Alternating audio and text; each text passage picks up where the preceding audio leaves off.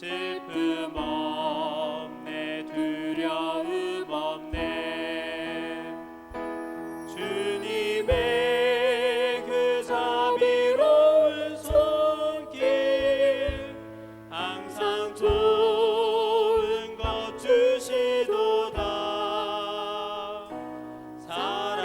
사랑스레 아픔과 기쁨을 수고와 평안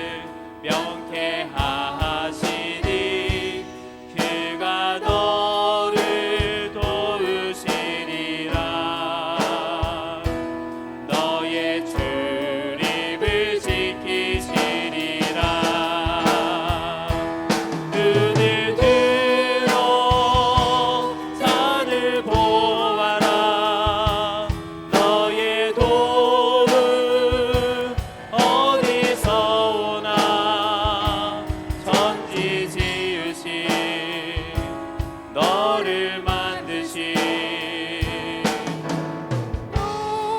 다시 한번 찬양하겠습니다. 하나님은 너를 지키시는 자. 하나님은 너를 지키시는 자. 너의 우편에 그늘 되시니 낮에 해와 밤에 달고 너를 해치 못하리. 하나님은 너를 지키시는 자. 너의 환난을 명쾌하시니 그가 너를 도우시리라. 너의 출입을 지키시리라. 눈을 들어 산을 보아라. 너의 도움 어디서 오나. 천지 지으신 너를 만드신 여호와께로. 눈을 들어 산을 보아라. 눈을 들어 산을 보아라. 너의 도움 어디서 오나. 천지 지으신 너를 만드신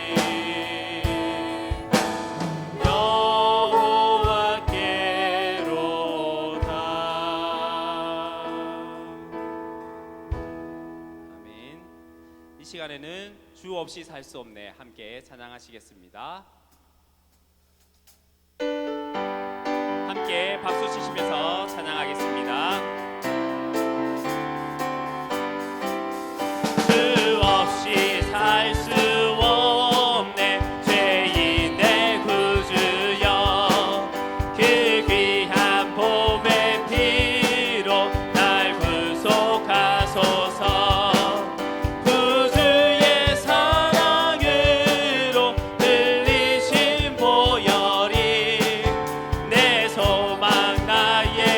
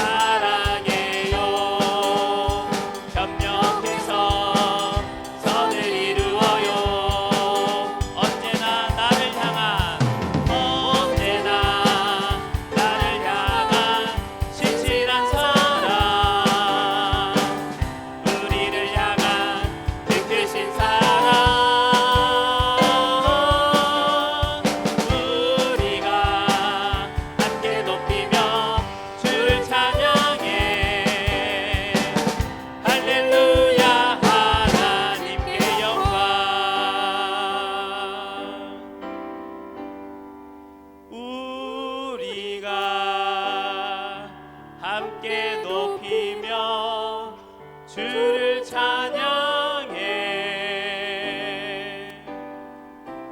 할렐루야 하나님께 영광.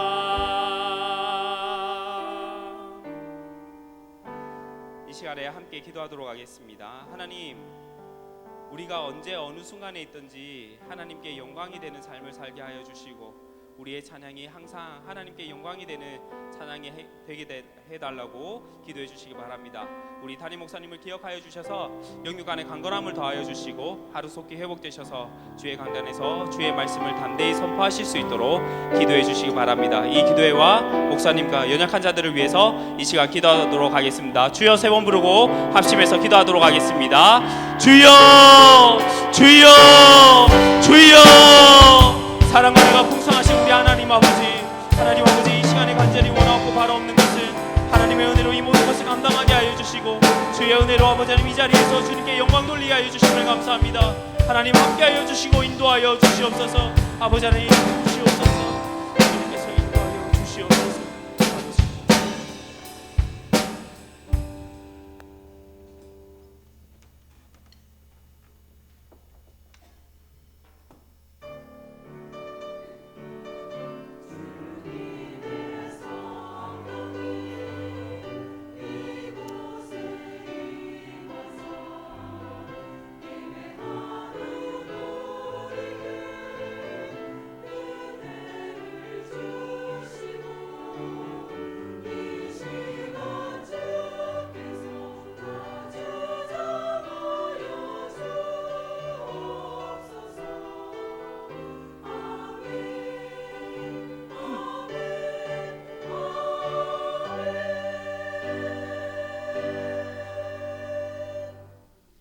전능하사 천지를 만드신 하나님 아버지를 내가 믿사오며 그 외아들 우리 주 예수 그리스도를 믿사오니 이는 성령으로 잉태하사 동정녀 마리아에게 나시고 본디오 빌라도에게 고난을 받으사 십자가에 못 박혀 죽으시고 장사한 지 사흘 만에 죽은 자 가운데서 다시 살아나시며 하늘에 오르사 전능하신 하나님 우편에 앉아 계시다가 저리로서 산자와 죽은 자를 심판하러 오시리라.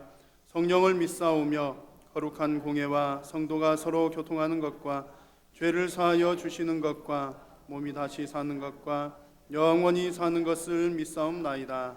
아멘. 찬송가 134장 찬송입니다.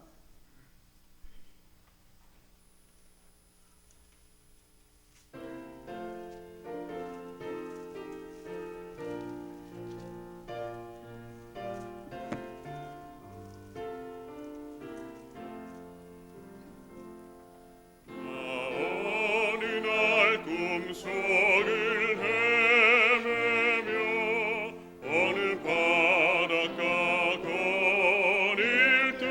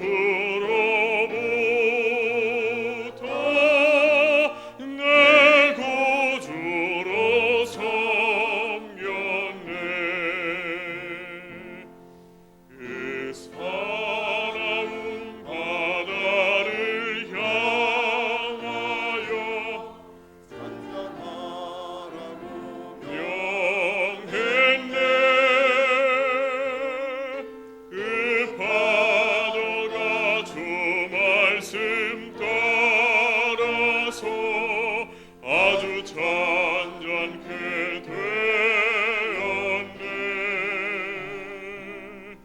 그 잔잔한 바다의 평온함 나의 마음속에 남아서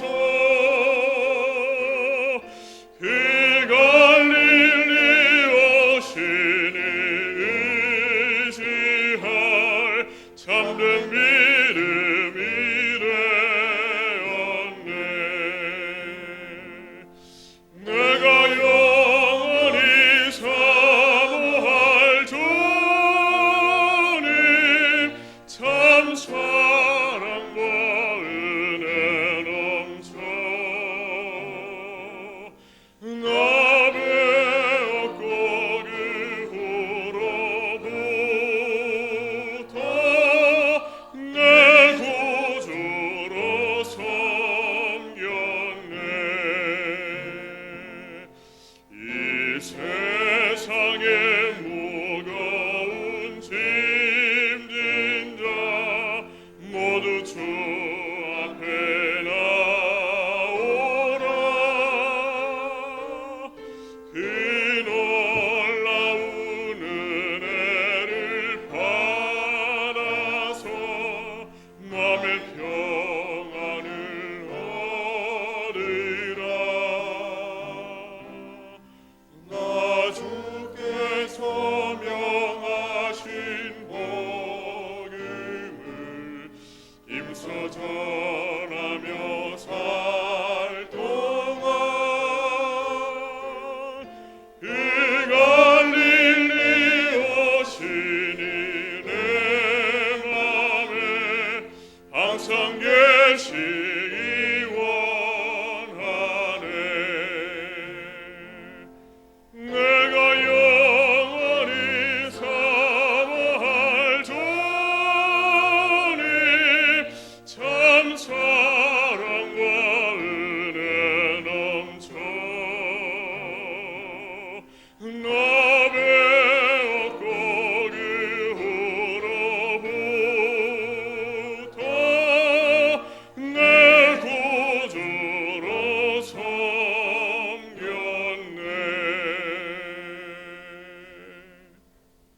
기도하겠습니다. 살아계신 우리 하나님 아버지, 은혜를 감사합니다. 하나님께서 저희들을 하나님 자녀 삼으시고 부족하고 연약한 저희들을 통하여 하나님께서 영광 받아주시니 감사합니다. 오늘도 하나님 앞에 영광 돌려드리기 위하여 이 시간 이 자리에 나왔사오니 주님 홀로 영광 받아주시고 하나님 앞에 예배자로선 우리 모든 심령들 가운데 하늘의 신령한 은혜를 부어주시사 우리가 또한 새 힘을 얻어 이 땅 가운데 믿음의 삶을 믿음으로 잘 경주할 수 있도록 주님 은혜 베풀어 주시옵소서. 오늘 이 밤에 하나님 우리 한일교회를 위하여 간절한 마음으로 기도합니다. 하나님께서 특별한 목적과 사명을 따라 세우신 우리 귀한 한일교회, 하나님께서 우리 한일교회를 통하여 지금까지 이 지역에 예수 그리스도의 복음을 전파하게 하시고 많은 영혼들을 옳은 대로 돌아오게 하는데 사용하여 주심을 감사합니다. 하나님 간절히 빌고원하옵기는 아직까지도 주 예수 그리스도의 복음이 필요하고 하나님의 사랑이 필요한 많은 영혼들이 있는 줄로 믿사오니 하나님 우리 한일교회 귀하게 사용하여 주시어서 주님 복음이 필요한 그들에게 하나님의 복음을 가지고 날마다 증거하며 그 많은 자들을 옳은 대로 돌아오게 하는데 귀하게 쓰임받는 우리 한일교회로 삼아 주시옵소서. 매주마다 새 가족들이 넘쳐나게 도우시고 믿음의 뿌리를 내리고 잘 정착하여서 하나님 앞에 영광 돌려드리는 모든 심령들 되도록 하나님 은혜 베풀어 주시옵소서. 특별히 아버지 이 지역 가운데 우리 한일교회가 이 지역 사회에 좋은 이웃 되기를 원합니다.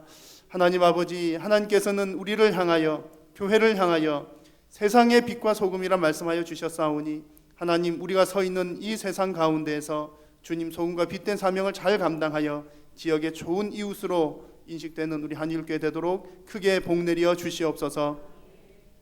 특별히 우리 세우신 김성규 담임 목사님 위하여 간절히 기도하고 구합니다. 하나님의 은혜로 귀한 사명 감당하게 주님 늘 붙들어 주신 것 감사합니다. 주님 지금은 잠시 육신의 연약함으로 주님 치료하는 과정 가운데 있사오나 하나님께서 반드시 회복시켜 주시고 강건케 하여 주실 줄로 믿습니다. 하나님 치료의 과정 가운데 역사하여 주시고 강건케 하여 주시고 주님 은혜를 베풀어 주시옵소서. 하나님께서 함께하여 주시어서 우리 목사님 속히 회복되어 주께서 맡겨주신 양떼들을 목양하시고 돌보시기에 조금도 부족함이 없도록 하나님 놀라운 기적의 은혜를 내려 주시옵소서. 아울러서 하나님 육신의 질병으로 고통당하고 있는 또 많은 성도님들이 있습니다. 하나님 모든 심령들 가다 하나님께서 은혜를 더하여 주시고 아버지 하나님 그들이 가진 육체의 질병과 연약함으로 인하여서 주님 불평하며 원망하는 것이 아니라 오히려 하나님께 더 한 걸음 더 나아가는 귀한 계기가 될 수 있도록 믿음을 붙들어 주시옵소서. 우리 모든 믿음의 권속들 가정과 형편과 주님 처지마다 하나님께서 늘 함께하여 주시고 동행하여 주시고 우리 믿음의 자녀들을 붙들어 주시옵소서. 오늘도 하나님 아버지 앞에서 말씀을 듣겠나이다. 주님 듣는 우리 모든 마음밭들이 옥토와 같은 마음밭들이 되어서 하나님의 말씀을 받아 100배 열매 맺는 신앙인들이 되게 하여 주시옵소서. 수요 찬양대가 주님 앞에 목소리를 높여 찬양하고 영광 돌려드릴 때에 하나님 흠량하여 주옵소서. 예배 남은 모든 순서와 시간들도 다 주님 손에 부탁드리오며 이 모든 말씀 우리를 죄악 가운데 구원하여 주신 예수 그리스도의 이름으로 기도하옵나이다. 아멘.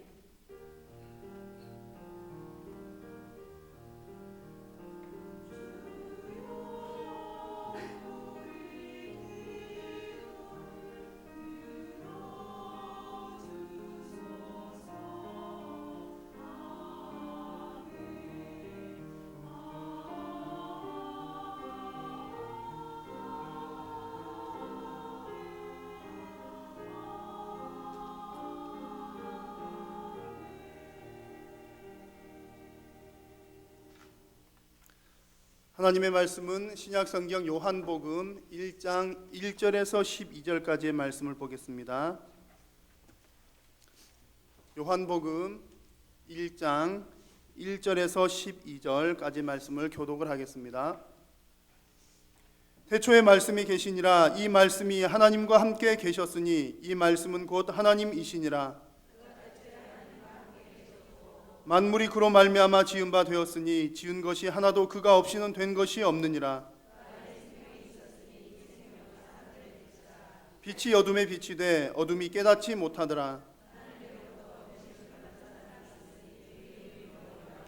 그가 증언하러 왔으니 곧 빛에 대하여 증언하고 모든 사람이 자기로 말미암아 믿게 하려 함이라. 참빛 곧 세상에 와서 각 사람에게 비추는 빛이 있었나니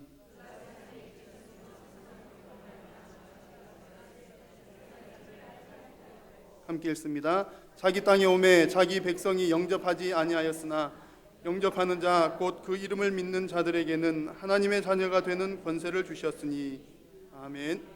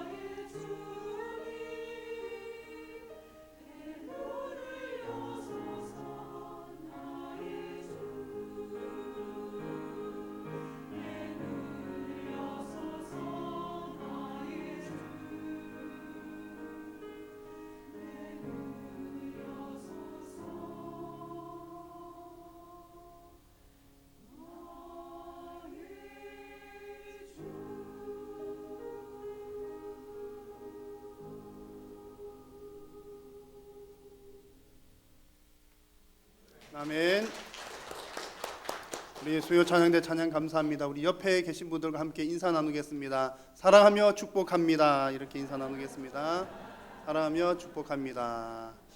한 번 더 축복하면서 인사를 해볼까요? 찬양대 가사가 너무 좋았는데 당신의 영안이 열리기를 축복합니다. 이렇게 인사. 당신의 영안이 열려지기를 축복합니다. 여러분, 우리 영적인 눈이 활짝 열려야 우리가 하나님의 은혜도 날마다 바라보고 누리고 또 은혜 가운데 거하게 될 줄로 믿습니다.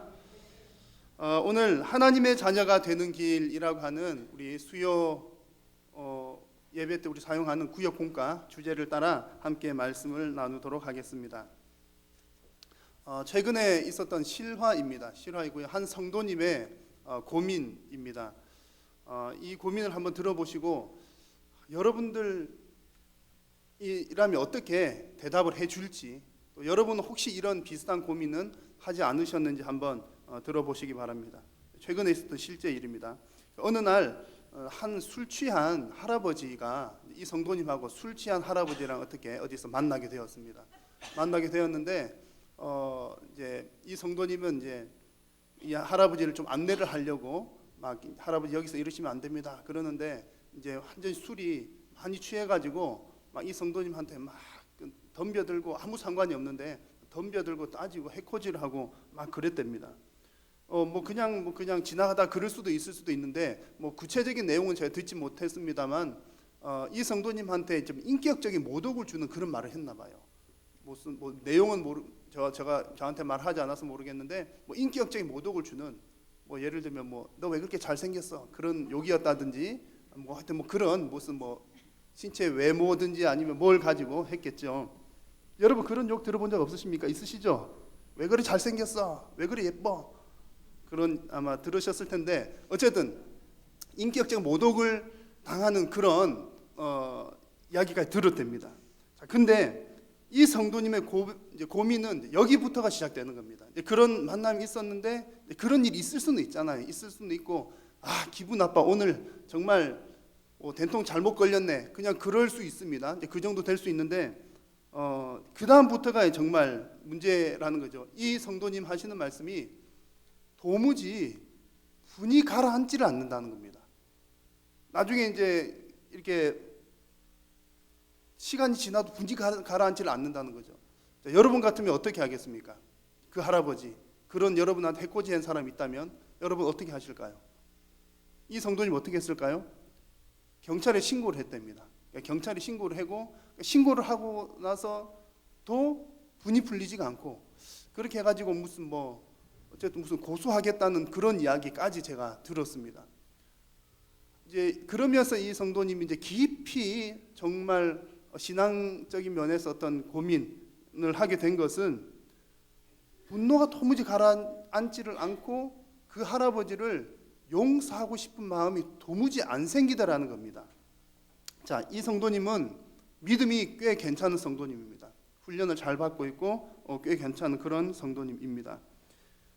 용서해야 된다는 것도 알고 있습니다. 내가 예수님으로부터 그렇게 큰 죄를 용서받았는데 나도 용서를 해야 되지 않겠는가 하는 것을 잘 알고 있습니다. 그런데 도무지 용서하기가 싫다는 겁니다. 그러면서 어떤 심각한 고민에 빠지게 되냐면 내가 과연 구원받은 백성이 맞나? 내가 과연 구원받은 백성이 맞나? 라는 그런 사람이 맞는가? 라고 하는 그런 깊은 고민에까지 빠지게 되었다고 합니다. 예수님을 믿긴 하지만 하나님께서 분명히 말씀해 주신 그대로가 잘 안 되는 본인의 모습을 보고서 좀 깊은 어떤 고민에 빠지게 되었던 것이죠. 자, 여러분이라면 이 성도님에게 어떤 조언을 해 주시겠습니까? 제가 이런 이야기를 나누는 것은 이 성도님이 매우 희망적이기 때문에 이 이야기를 나누는 겁니다. 만약에 이제 그분은 이제 끝났어, 이제 가능성이 없어, 그러면 이런 얘기를 할 수도 없을 것입니다. 저는 이 성도님의 이야기를 들으면서 성도님 그래도 예수님 사랑으로 용서하셔야죠. 왜 그러셨어요? 당신이 잘못했군요. 말씀에 순종하세요. 라는 등등의 그런 요구를 전혀 하지 않았습니다. 질책과 같은 얘기는 하지 않고 오히려 칭찬을 했습니다. 성도님 빛이 보입니다. 가능성이 있습니다. 라고 칭찬을 했습니다. 왜냐하면 여러분, 많은 사람들이 사실은 생각보다 자기 자신이 어떤 상태인지를 알지 못하고 살아갑니다. 그래서 자기가 하나님의 빛 아래 서지도 못하고 살아가는 사람들이 대단히 많은데, 그에 반해서 이 지금 성도님의 이 마음에는 예수님의 빛이 들어와 있기 때문에 희망이 있다는 얘기입니다. 예수님의 빛이 그 마음 가운데 비추었기 때문에 내가 정말 왜 이러지? 용서하기가 싫은 그 마음, 이게 잘못된 마음인지를 알고 내가 상태가 그렇다는 것조차도 알면서 자기 자신의 어두운 부분을 보게 되었다는 것 자체가 앞으로 희망이 있다는 그 얘기죠. 그래서 이제 앞으로 좀 더 인내하고 기도하면서 말씀 가운데서 이제 그 이유, 내가 왜 정말 용서하기 싫었을까 하는 데 대한 이유와 해결 방안들을 잘 찾아 나간다면 더 굳건한 믿음으로 서게 될 줄로 저는 확신을 했습니다. 자, 여러분들은 하나님의 자녀이십니까? 확실하십니까? 자, 그러면 만약 여러분들이 하나님의 자녀가 되었다면 하나님의 자녀인 증거를 한번 말씀해 보십시오 라고 한다면 여러분 어떤 대답을 하시겠습니까? 제가 이 성도님 이야기를 먼저 드린 이유는 가끔은 우리도 우리 스스로를 향해서 이 성도님과 같은 질문을 내 자신에게 해볼 필요가 있습니다. 믿음을 의심하는 의심적인 차원에서의 이런 질문이 아니라 나의 믿음을 더욱더 견고하게 하기 위한, 나는 과연 하나님을 믿는 하나님의 자녀로서 바른 믿음을 가지고 있는가, 바른 삶을 살아가고 있는가 라고 하는 고민, 그런 질문을 내 스스로에게 한 번씩은 해보아야 되는 것입니다. 왜냐하면 우리는 가끔 착각을 합니다. 혼동을 하는 것이 있는데 뭐냐면 믿음과 신념을 혼동을 하는 경우들이 간혹 있습니다. 여러분, 분명히 신념과 믿음은 다른 이야기입니다. 신념이라고 하는 것은 내가 갖는 강한 확신을 이야기합니다. 강한 확신. 물론 믿음도 강한 확신이 될 수가 있죠. 근데 믿음은 하나님께서 주신 확신이라고 한다면 신념은 내 스스로 만들어낼 수 있는 어떤 그런 강한 확신입니다. 여러분, 하나님 믿지 않는 사람들 가운데 얼마나 강한 신념이 있는 사람들 얼마나 많이 있습니까? 우리가 보기에는 그 사람들이 믿음이 더 좋아 보입니다. 우리보다 훨씬 믿음이 좋아 보입니다. 그러나 사실은 그것은 믿음이 아니라 신념이 강한 것이죠. 그래서 사실은 이제 저나 여러분들이나 집사님, 권사님, 하나님 자녀 맞으십니까? 라고 물어보면 여기 앉아 계신 여러분 가운데 어느 한 분도 아니요라고 대답할 사람 없으실 겁니다. 아마 더 크게 예 그렇습니다라고 대답을 하실 겁니다. 그리고 저는 확신을 합니다. 여러분 모두가 하나님 자녀된 것을 확신을 합니다. 그런데 우리가 믿음 생활하면서도 이 믿음이 간혹은 어떤 나의 신념으로 탈바꿈하고 있지 않는지는 우리가 한번 생각을 해볼 필요가 있는 것입니다. 자, 그래서 여러분 오늘 주제가 하나님의 자녀가 되는 길에 관한 내용인데요. 사실 이것은 너무나 매우 단순하고 또 매우 명백한 진리 아닙니까? 우리가 하나님의 자녀가 되는 길이 무엇입니까? 말씀 읽은 것처럼 예수님을 영접하는 자입니다. 너무나 단순하고 간단한 그 진리이지만 그러나 이 가운데 우리가 나에게 이미 예수님을 영접한 나에게도 깊이 생각해 볼 만한 요소들이 있습니다. 그래서 이 시간에 나의 신념이 아닌 말씀을 통해서 여러분들의 믿음을 다시 한번 확증하는 시간 되시기를 우리 주님의 이름으로 축복합니다. 그래서 이제 오늘 여러분 크게 두 가지의 키워드를 여러분들이 한번 찾아보시면 좋겠습니다. 우리가 하나님의 자녀가 되는 길에 있어서 이미 하나님 자녀가 된 우리도 늘 다시 한번 곱씹어 보아야 될 두 가지의 키워드를 여러분 잘 한번 찾아보시면 좋겠습니다.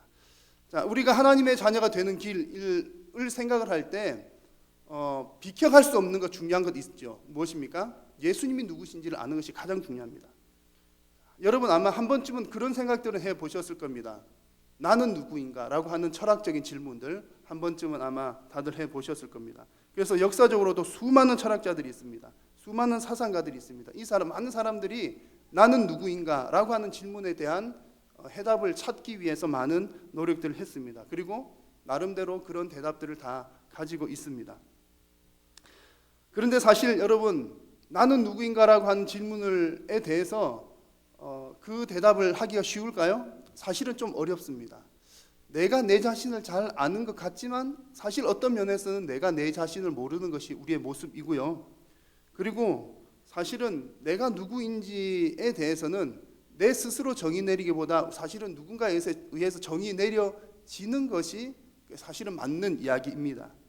그러므로 나는 누구인가라고 하는 질문에 대한 정확한 답을 얻기 위해서는 우리가 누군가가 나에 대해서 정의를 내려 주어야 한다는 것입니다. 그러면서 우리는 여러분 나는 누구인가에 대한 대답을 분명하게 가지고 있습니다. 그렇습니까? 나는 누구입니까? 하나님의 자녀이고 또 나는 누구이죠? 죄인이고 나는 누구이고 하는 얘기들을 지지난주에 했었습니다. 기억나시죠? 기억 안 나시면 구역 예배 한번 하도록 하겠습니다. 2주 전에 했던 내용이 인간은 누구인가 라고 하는 데 대한 질문이었습니다. 자, 근데 오늘 이 시간의 중심은 나는 누구인가를 찾는 것이 아니라 예수님에 대한 초점인데요. 더 중요한 질문이 바로 하나님은 누구신가? 예수님은 누구인가? 라고 하는 질문입니다. 왜냐하면 하나님이 누구신지 예수님이 누구신지를 정확하게 알아야 그분이 나를 어떻게 정의하시는지를 알 수 있기 때문에 그렇습니다. 그래서 나를 정의하시는 그분을 바르게 이해하는 것이 선행이 되어야 내가 나를 알 수가 있다는 얘기입니다. 오늘 우리가 함께 읽은 이 요한복음 말씀은 예수님이 누구신지에 대해서 소상하게 기록한 책입니다. 그리고 예수님을 믿게 하기 위한 책이 바로 이 요한복음이지요. 그래서 요한복음 20장 31절 말씀을 보면 이 요한복음을 쓴 기록 목적이 나오는데요. 같이 한번 읽어볼까요? 시작. 오직 이것을 기록함은 너희로 예수께서 하나님의 아들 그리스도이심을 믿게 하려 함이요 또 너희로 믿고 그 이름을 힘입어 생명을 얻게 하려 함이니라. 아멘. 자, 요한복음의 목적이 무엇이라고요? 너희로 예수님이 하나님의 아들인 것을 믿게 하기 위해서, 그리고 그것을 통해서 생명을 얻게 하려고 이것을 기록했다. 요한복음 전체의 기록 목적이 바로 여기에 나와 있습니다. 그래서 요한복음 전체에 나온 것 중에 오늘 우리가 읽은 본문은 가장 앞부분에 나오는 예수님에 대한 소개인데요. 이 소개 가운데 나타나는 예수님은 누구신가를 짧게 잠깐 몇 가지를 한번 살펴보겠습니다. 그래서 먼저 예수님은 누구신가라는 것이 1절 말씀에서는 예수님이 하나님이시고 말씀이다라고 하는 게 1절에 나왔습니다. 근데 이제 1절 말씀 보시니까 태초에 말씀이 계시니라 이 말씀이 하나님과 함께 계셨으니 이 말씀은 곧 하나님이시니라. 빙빙빙빙 돌려놓은 느낌이죠. 그냥 예수님은 하나님이시다라고 하면 될 것 같은데 말씀과 하나님과 예수님을 빙빙빙 돌려가면서 1절 말씀에서 설명을 했습니다. 왜 이렇게 빙 둘러서 이야기를 했을까요? 그 이유는 예수님은 하나님이신데 우리에게 어떻게 오셨다는 거요? 말씀으로 오신 것을 강조하기 위해서 말씀이 하나님과 함께 계셨다라고 기록을 한 것입니다. 우리에게 말씀으로 들려지신 하나님, 우리에게 보여진 하나님이라고 하는 사실이 1절 말씀에 나오고요. 또 2절 말씀 보면 예수님은 사람이 깨닫거나 사람이 만들어낸 신이 아니라 그냥 그 신적인 말씀, 하나님 스스로가 하나님이시다라고 하는 내용이 2절 말씀입니다. 많은 철학자들은 만들어낸 신을 믿습니다. 그러니까 신을 좀 어려운 말로 상정된 신이라고 그래요. 뭐 철학적인 사유를 하다 보니까 신이 필요한 겁니다. 이것은 우리 영역 밖이야. 그러니까 도무지 이 이상은 우리가 어떻게 해결할 수 없는 부분이니까 신의 영역이야 라고 해서 신을 만들어내어서 그렇게 사유를 합니다. 그런데 우리가 믿는 예수님 하나님은 스스로 계신 하나님이시다라고 하는 내용이 이제 태초에 하나님과 함께 계셨다, 원래부터 계셨던 하나님이시다라고 하는 것이고요. 3절 말씀에는 만물이 그로 말미암아 다 지은 바 되었다, 모든 것을 다 아시는 분이 우리 예수님이시다라고 하는 내용이 또 3절에 나오는 그런 내용들입니다. 여러분, 우리보다 우리에 대해서 더 잘 아시는 분이 우리 하나님이시고 예수님인 줄로 믿습니다. 때로는 우리 인생에 대해서 우리가 이해가 안 되는 부분들이 있을 수 있습니다. 갑작스러운 사고라든지 갑작스러운 어떤 이해가 되지 않는 그런 일들, 질병들, 그런 것들이 있을 수 있습니다. 그러나 그 가운데 우리는 이해되지 않지만 우리 하나님은 우리 인생의 모든 로드맵을 다 가지고 계신 줄로 믿습니다. 그래서 하나님은 분명히 여러분 각자의 최선의 길, 베스트 웨이를 하나님은 알고 계십니다. 근데 우리는 모르죠. 근데 만약에 우리가 어떤 길을 잘못 선택하면 하나님은 어떻게 하실까요? 하나님 보시기에 이 길이 맞는데 여러분들이 이 길을 선택했습니다. 하나님께서 어떻게 하실까요? 때로는 채찍질 하실 수도 있고 때로는 가만히 내버려 두시기도 합니다. 근데 분명한 것은 뭐냐면 채찍질을 하시든 가만히 내버려 두시든 어떤 방법을 통해서든 하나님은 우리의 길을 다시금 이렇게 옳은 방향으로 이렇게 조정을 해 나가시는 겁니다. 그분이 바로 우리 하나님이십니다. 왜냐하면 하나님은 만물을 지으신 분이시고 예수님은 우리의 모든 것을 아시는 분이시기 때문에 그렇습니다. 예수님은 모든 것을 아시는 분이고요. 4절과 9절에 보면 이 부분이 오늘 말씀과 관련해서 가장 핵심이 되는 부분입니다. 예수님에 대한 설명 중에서 특별히 요한복음에서도 가장 핵심되는 개념이고 오늘 말씀 가운데서도 핵심이 되는 부분인데, 여러분 예수님은 생명이시고 빛 되십니다. 할렐루야. 여러분 예수님은 생명이십니다. 4절 말씀 보니까 그 안에 생명이 있었으니, 그리고 그 생명은 사람들의 빛이라라고 했습니다. 자, 예수님 안에 예수님은 생명이시고 빛이신데 누구의 빛이라고 했습니까? 사람들의 빛이라고 했습니다. 사람들의 빛, 사람들을 위한 빛, 사람을 살리는 빛이 바로 우리 예수님이신 줄로 믿습니다. 그래서 그 예수님께서 9절 말씀에 같이 한번 9절을 읽겠습니다. 시작. 참빛 곧 세상에 와서 각 사람에게 비추는 빛이 있었나니, 예수님께서 사람을 위해서 이 땅에 오셨는데 예수님께서 참 빛이 되시고, 그 빛은 어떤 빛이라고요? 모든 사람들에게 빛을 주시는 빛, 모든 사람들에게 빛을 주시는 참 빛이 예수님이다, 그 얘기입니다. 여러분 이 그림은 태양과 달입니다. 태양은 낮을 밝게 비춰주고요, 달은 어두운 밤에도 밝게 비춰주죠. 둘 중에 진짜 빛은 무엇일까요? 달은요? 달은 빛일까요, 아닐까요? 달은 빛일까요, 아닐까요? 반사된 빛이죠. 그래서 이제 태양도 빛나고 달도 빛납니다. 근데 둘의 차이는 뭐냐면 스스로 빛나느냐 반사돼서 빛을 내느냐. 그래서 발광체이냐 아니면 반사체이냐, 그런 차이가 있습니다. 발광체라는 말은 스스로 빛을 내는 거죠. 빛을 만들어내는 것을 말하고요. 반사체는요, 스스로 빛을 못 내는데 빛을 반사시켜서 빛난 것처럼 보여지는 겁니다. 자, 여러분 진짜 빛은 뭡니까? 태양이 진짜 빛이죠. 우리 이 세상에 있어서 참 빛은, 진짜 빛은 예수님 한 분밖에 없다는 얘기입니다. 예수님께서 생명을 주시는 참된 빛이시고, 하나님께서 진짜 빛이시고, 그 빛 안에는 생명이 있고, 우리는요 그 빛을 받아서 반사는. 그래서 예수님 하나님은 무슨 체? 발광체, 생명을 내시는 분이시고, 우리는 그 생명을 받아서 또 나누어 주기도 하고 또 나도 생명을 누리는, 우리는 반사체인 겁니다. 여러분 착각하지 말아야 될 것은 우리 인간은 발광체가 아니라 반사체라는 사실입니다. 스스로 빛을 낼 수 없는 존재입니다. 그래서 우리는 내 스스로가 나 스스로를 어떻게 정의 내릴 수도 없고, 하나님께서 정의해 주지 않으면 안 되는 것이고, 나는 내 스스로 혼자 설 수 없는 것이 우리 인간의 모습입니다. 그런데 수많은 철학자들은, 수많은 사상가들은 이것을 거부하고 어떻게 합니까? 인간이 최고다, 인간이 스스로 설 수 있다, 인간이 스스로 빛을 낼 수 있다라고들 이야기를 하는 겁니다.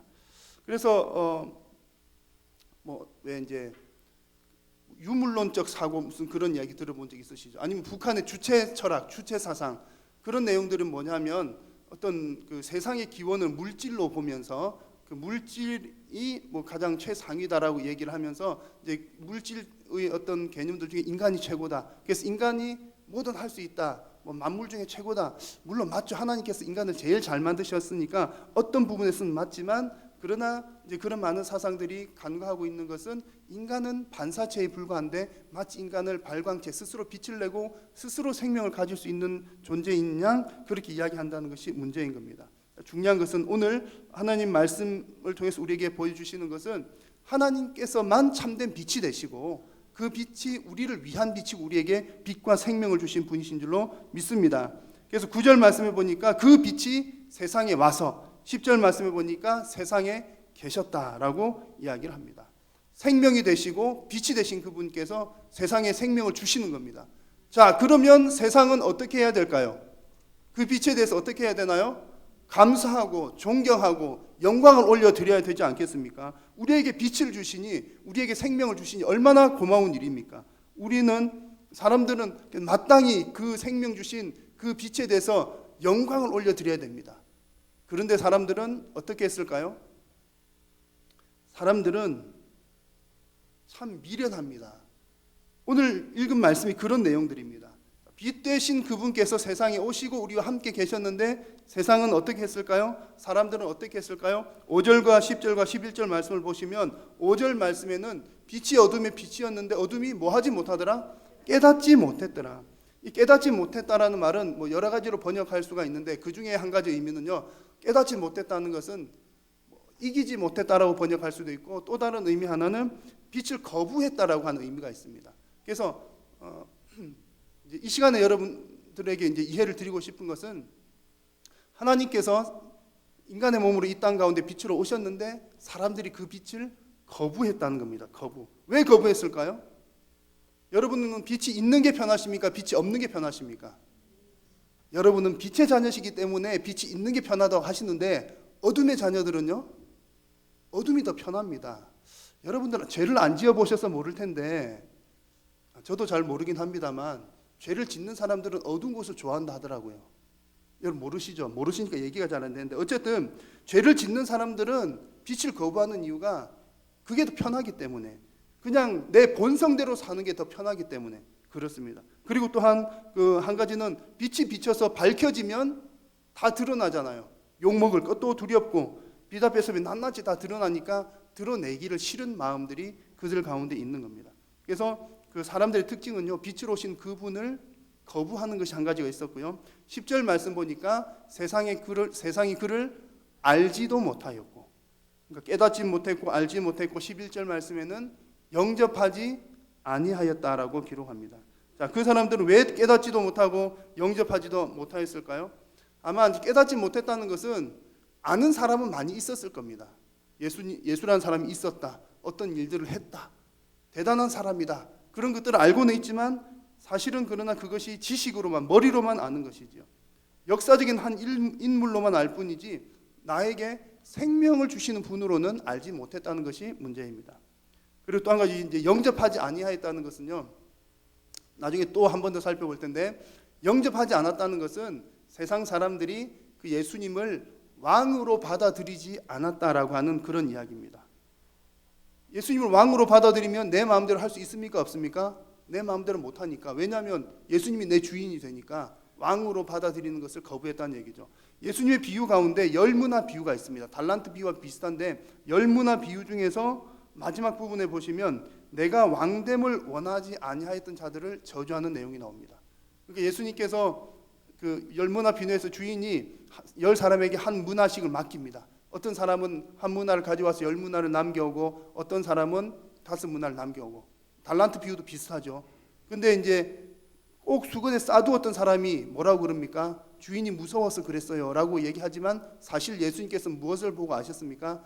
너는 내가 무서운 게 아니라 내가 왕 되는 것을 원치 않았다 라고 콕 집어 주셨습니다. 그래서 세상에 많은 사람들은, 어둠 가운데 있는 사람들은 예수님이 우리의 왕 되는 것을 원하지 않는 사람들이 많았다는 얘기입니다. 그래서 결국 많은 사람들이 깨닫지도 못하고 영접하지도 않았다는 말은, 의도적이든 그렇지 않든 간에 그리스도의 빛 앞에서 나를 노출시키기가 싫었고, 그리고 내 속에서 예수님이 왕으로 오시는 것을 거부했다는 얘기입니다. 빛 앞에 서는 것이 싫었고 예수님이 왕 되는 것이 싫었다는 얘기입니다. 자, 그래서 우리가 어떤 믿음의 단계가 있다라고 본다면, 지금 먼저 이렇게 선행되어야 될 중요한 단계가 바로 이 부분입니다. 빛 앞에 서는 것, 빛 앞에 서서 나의 연약함, 죄악된 모습들을 다 드러내는 것이 반드시 필요한 얘기죠. 설교 서두에 말씀드렸던 그 성도님의 경우에 있어서 빛 앞에 섰습니다. 서가지고 자기를 봤어요. 그러니까 희망이 있다는 얘기입니다. 많은 사람들은 빛 앞에 서는 것조차 두려워하거나 싫어한다는 얘기입니다. 의외로 많은 그리스도인들 역시 빛 앞에 서는 것을 두려워하는 모습들을 보게 됩니다. 여러분, 우리는 날마다 그리스도의 빛 앞에 서야 할 줄로 믿습니다. 여러분, 그리스도의 빛, 하나님의 빛 앞에 날마다 서셔서 여러분들의 약함과 연약함과 부족함들을 다 하나님 앞에 드러내 놓으시기를 우리 주님의 이름으로 축복합니다. 그렇게 하여야 참된 생명이 우리 속에서 강력하게 역사하게 될 줄로 믿습니다. 자, 그래서 지금 11절까지는요, 빛과 생명 되신 예수님을 영접하지 않는 사람들의 모습인데, 12절이 핵심이죠. 12절에서는 영접하는 자라고 시작이 되는데, 사실은 이 말씀에 보면 그러나라고 하는 부분이 들어 있습니다.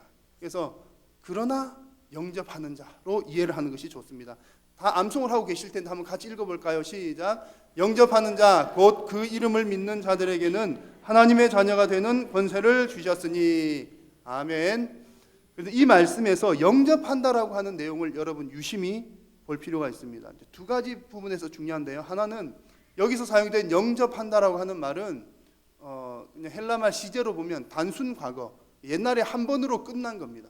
그러니까 예수님을 영접하는 것은 한 번으로 족하다는 겁니다. 예수님을 한 번 영접하는 것은 그 길로 우리가 하나님의 자녀가 되는 완전한 조건을 이룬다는 그 얘기입니다.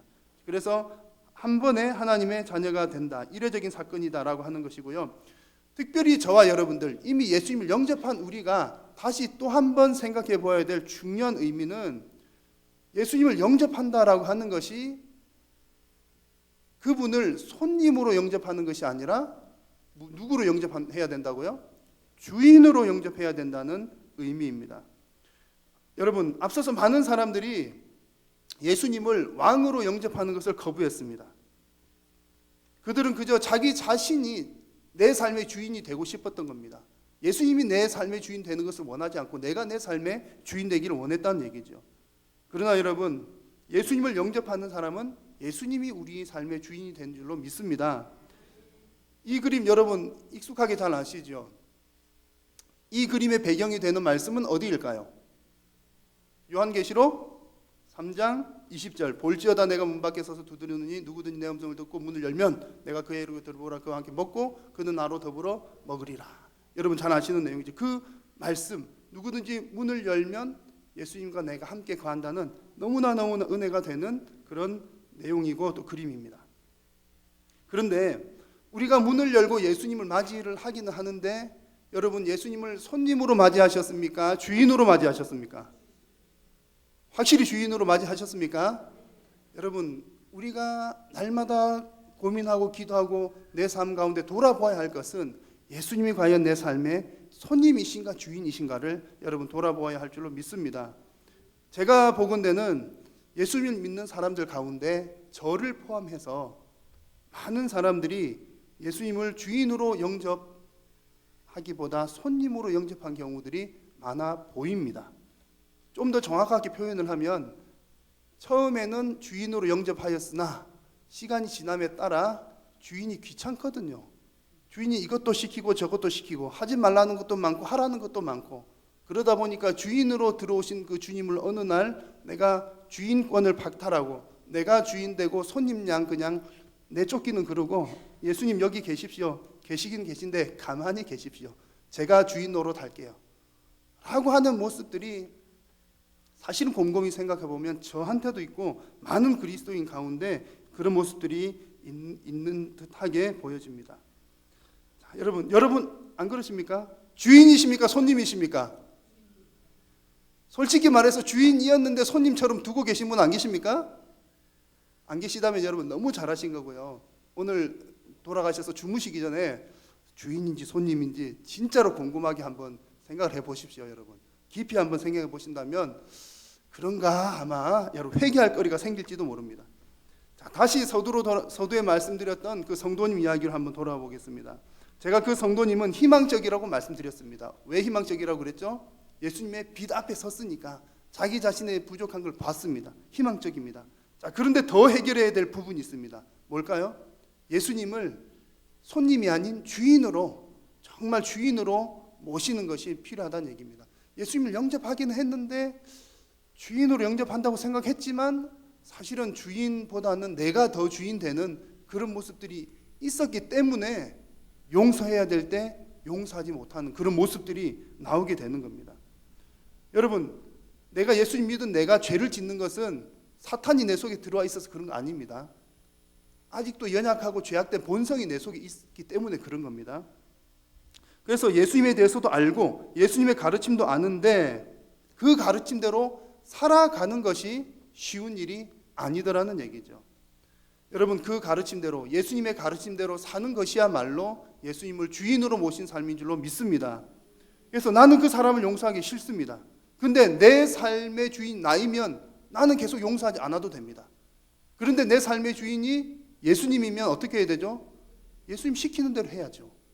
여러분 다시 한번 여러분께 묻겠습니다. 여러분 삶의 주인은 예수님이십니까? 예수님은 여러분 삶의 주인이십니까? 손님이십니까? 아니면 주인과 손님의 어중간한 그쯤 되십니까? 네, 한번 꼭 주무시기 전에 한번 생각을 해보십시오. 자, 그래서 여러분 이제 그 성도님을 포함해서 우리 모두가 다 우리에게 필요한 것은 내가 예수님을 영접했지만 정말 내 삶의 최고의 주인으로 늘 우리가 세워드리고 인정해드리고 높여드리는 것은 날마다 우리가 계속해서 해야 될 우리 신앙의 어떤 훈련인 줄로 믿습니다. 그래서 여러분들의 삶 가운데 예수님께서 온전히 여러분의 삶의 주인 되시기를 주님의 이름으로 축원합니다. 예수님 주인 되시면 불편할까요? 편할까요? 네? 편하십니까? 편하실까요? 불편하실까요? 사실은 두 가지 다가 답이 될 수 있죠.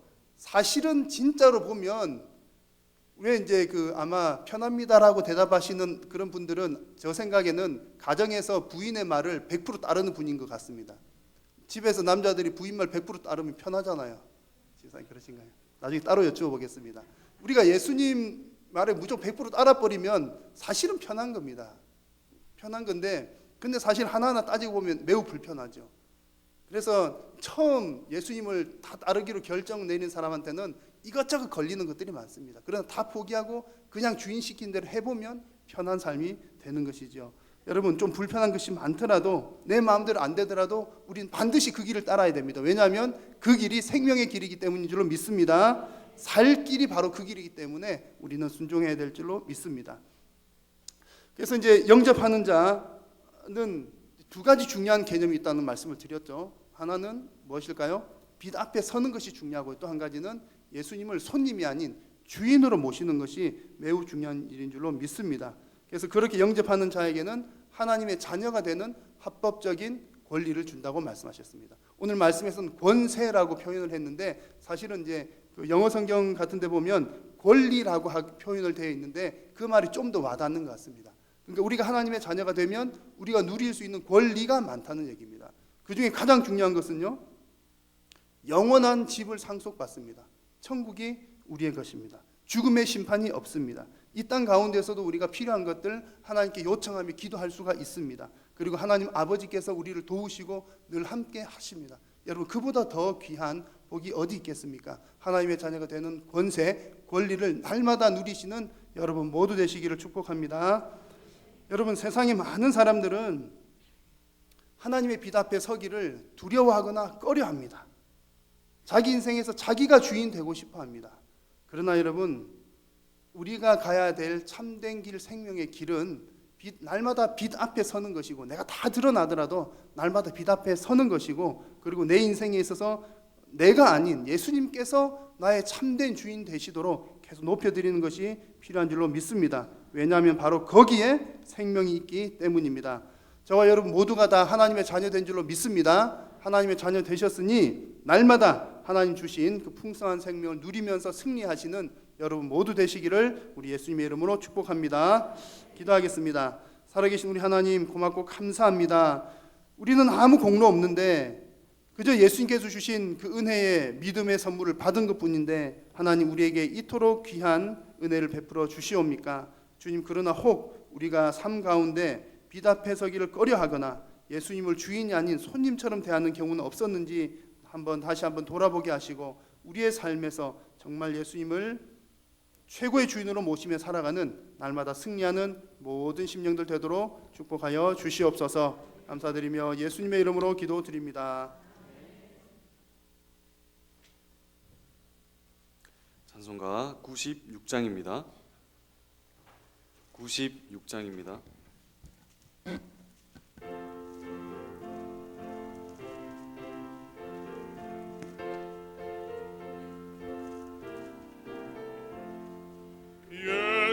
예수님은 누구신가 우는 자의 위로와 없는 자의 본성이며 선한 자의 높음과 잡힌 자의 노임되고 우리 기쁨 되시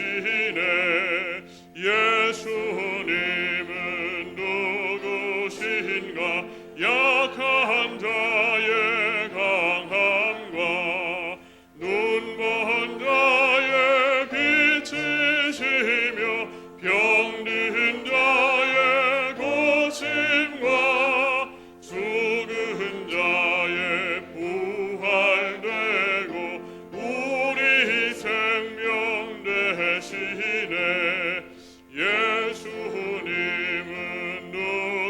누구신가 주한 자의 정함과 죽을 자의 생명이며 죄인들의 중보와 멸망자의 구원되고 우리 평화 되시네. 예수님은 누구신가 온 교회의 머리와 온 세상의 구주시며 모든 왕의 왕이요 심판하실 주님 되고 우리 영광 되시네. 광고 말씀드리겠습니다. 캄보디아 교회 헌당식이 은혜 가운데 잘 진행되고 있다는 소식이 들어왔습니다. 그곳에서 맡겨진 사명을 은혜롭게 잘 감당하고 건강하게 입국할 수 있도록 계속 기도해 주시기 바랍니다. 우리 현내연 집사님 부친께서 지난 금요일 소천하셨습니다. 장례식을 모두 무사히 마쳤습니다. 위로해 주신 모든 분께 감사드립니다. 내일 모교전도가 11시에 소예배실에서 모인 후에 출발하겠습니다. 영혼 구원 사역에 함께 동참해 주시기를 바랍니다. 나머지 광고는 주보를 참조해 주시기 바랍니다.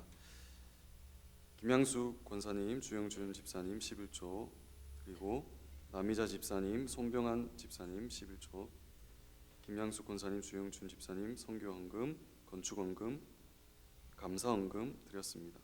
감사헌금, 주일 식사대금 박예아 권사님, 그리고 지켜주신 주님 감사합니다. 김성규 목사님, 정복순 사모님 가정에서 드립니다. 감사헌금, 주일 식사비 저희 가정에서 드리고 김성호 명한나 원사님 가정에서 1,000번째, 김지성 김지신 형제, 장광희 권사님 1,000번째 드립니다. 우리 시간 합심해서 한번 기도하겠습니다. 먼저 캄보디아 선교팀을 위해서 기도하시고 우리 교회가 영혼 구원하여 주님을 기쁘시게 하는 교회 되도록 기도하시고 목사님의 회복과 목사님의 가족을 위해서도 함께 기도하겠습니다. 개인적인 기도 제목들로 기도하시고 함께 합심해서 기도하겠습니다. 우리 다 같이 주님 이름 한번 부르고 기도하겠습니다. 주여, 살아계신 하나님 아버지, 오늘도 은혜의 말씀, 생명의 말씀 들려주심에 감사합니다.